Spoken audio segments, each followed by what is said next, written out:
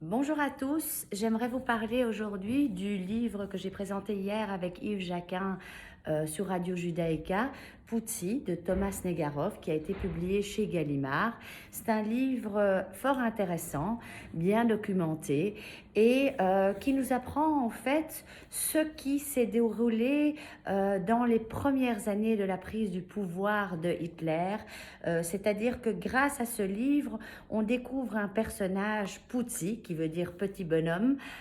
qui a été très très proche de Hitler au tout départ de la longue carrière plus que catastrophique de Hitler, qui a été donc son compagnon. Poutsi, au fait, c'est un homme éduqué, c'est un homme qui est le fils d'une Américaine, qui vient d'une famille protestante américaine et d'un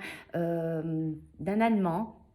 qui a fait du commerce dans la reproduction d'œuvres d'art. Alors Poutsi, bien que né en Allemagne, va partir, je pense, vers 1919 à Harvard, où il va faire ses études, il va profiter, c'est-à-dire qu'il va s'ouvrir au monde en étant aux États-Unis parce qu'il va aimer l'art, il va aimer la littérature, il va aimer le jazz, se promener dans Greenwich Village, mais il ne faut pas oublier avant tout, Poutsi est un nazi et il le restera jusqu'à la fin de sa vie. Et au fait, Poutsi, ça raconte tout simplement son histoire parce qu'à l'époque, il y avait un film qui devait être fait sur ce personnage qui finalement n'a pas été fait et que Thomas Negaroff, romancier et écrivain,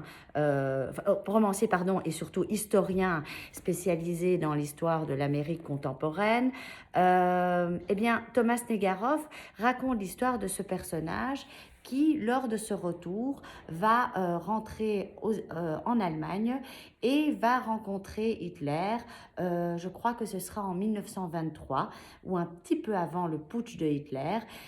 et va se lier d'amitié avec Hitler. Une amitié qui, tout au long de la vie de Poutsi, ne va cesser d'être finalement déçu parce que Poutsi voue une véritable admiration à Hitler et Hitler aussi.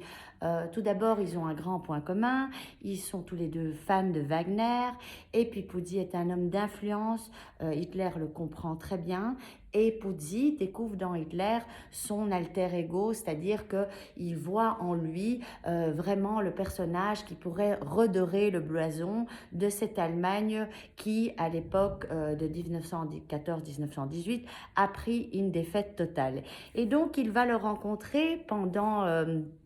je dirais pendant ce putsch. Ils vont devenir amis. Hitler, qui va être emprisonné, va très vite retrouver chez Poutsi à la maison un foyer de substitution parce que Poutsi va l'inviter, Poutsi va lui faire rencontrer énormément de gens. Poutsi est un homme éduqué et c'est ça, quelque part, le piège de ce personnage parce que c'est un homme qui a joué toute sa vie un double jeu. C'est-à-dire que Poutsi, très très vite, donc en se rapprochant de Hitler, va aussi donner pas mal d'argent à Hitler pour acheter des presses rotatives. Et donc Poutsi va se retrouver représentant de la presse étrangère de l'Allemagne. Donc dans les pays étrangers, c'est lui qui représentera la presse. Seulement Poutsi est un homme, je ne vais pas dire plus modéré parce que je répète encore une fois, c'est un nazi de chez nazi qui antisémite, grand admirateur de Hitler, mais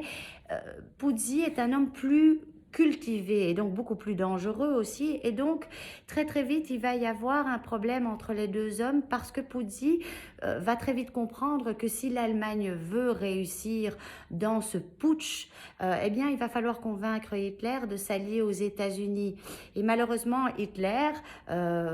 idiot finalement, a une vision beaucoup plus nationaliste, beaucoup plus carrée, et Poutsi qui va essayer de redorer le blason à l'étranger de l'Allemagne en disant écoutez, voilà,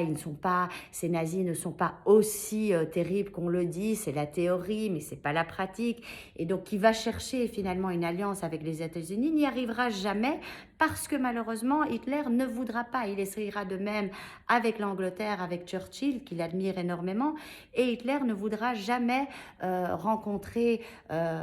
Churchill, pas plus que Mussolini. Et donc Puzzi va en fait finalement vouloir jouer un rôle important dans l'histoire de cette Allemagne qui va vouloir se reconstruire, mais il sera toujours finalement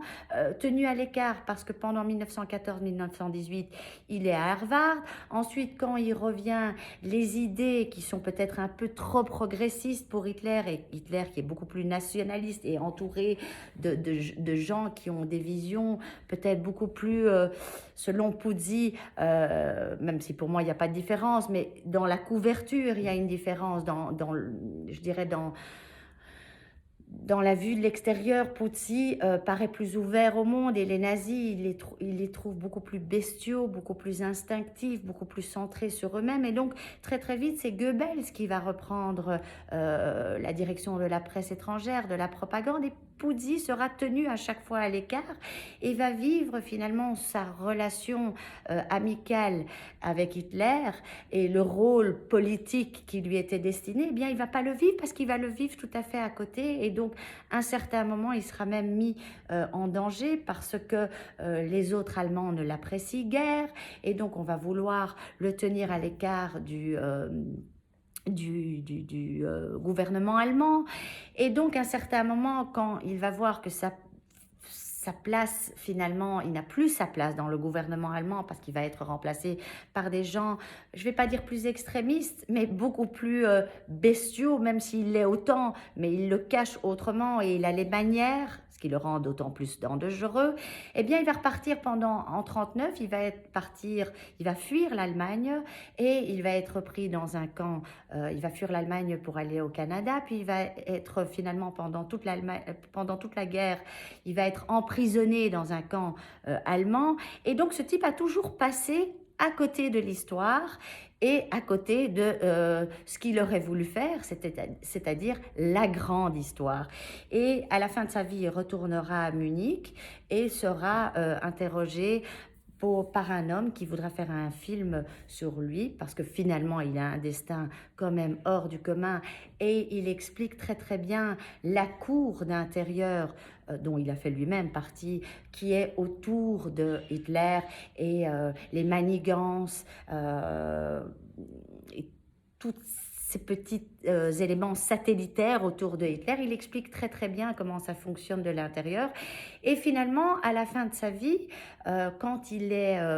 fait prisonnier, etc., il va même travailler pour Roosevelt parce qu'en tant que connaisseur du gouvernement allemand ayant approché de si près ses dignitaires allemands, eh bien, il sera un parfait indicateur pour Roosevelt. Donc c'est un homme double, c'est un homme dangereux, mais c'est un livre qui se vaut la peine d'être lu parce que c'est vraiment l'intérieur du gouvernement allemand, les rouages intérieurs et toutes les messes basses de la cour intérieure qui sont très bien expliquées, et surtout cet amour démesuré finalement que Puzzi va éprouver pour Hitler, et où il ne va cesser que de rencontrer pas un abandon, mais des désillusions, parce que Hitler ne le suivra pas comme il l'aura espéré. C'est publié chez Gallimard. Thomas Senegaroff, spécialiste de l'Amérique, qui est un historien, c'est son premier roman, mais ça ne figure pas parmi les romans parce que ce n'est pas un roman, c'est une histoire véridique. Lisez-le, on apprend plein de choses, c'est super bien documenté. Et puis vous pouvez de toute façon réécouter l'émission sur Radio Judaïka qui repassera en retransmission ce dimanche à 20h. Chez nous en Belgique, c'est 90.2. Je sais que l'émission FM, pardon, et je sais que l'émission repasse également ou est retransmise en France et en Israël pour ceux qui ne veulent pas la manquer. Je vous retrouve la semaine prochaine pour un tout autre sujet. Bonne semaine à vous. À bientôt.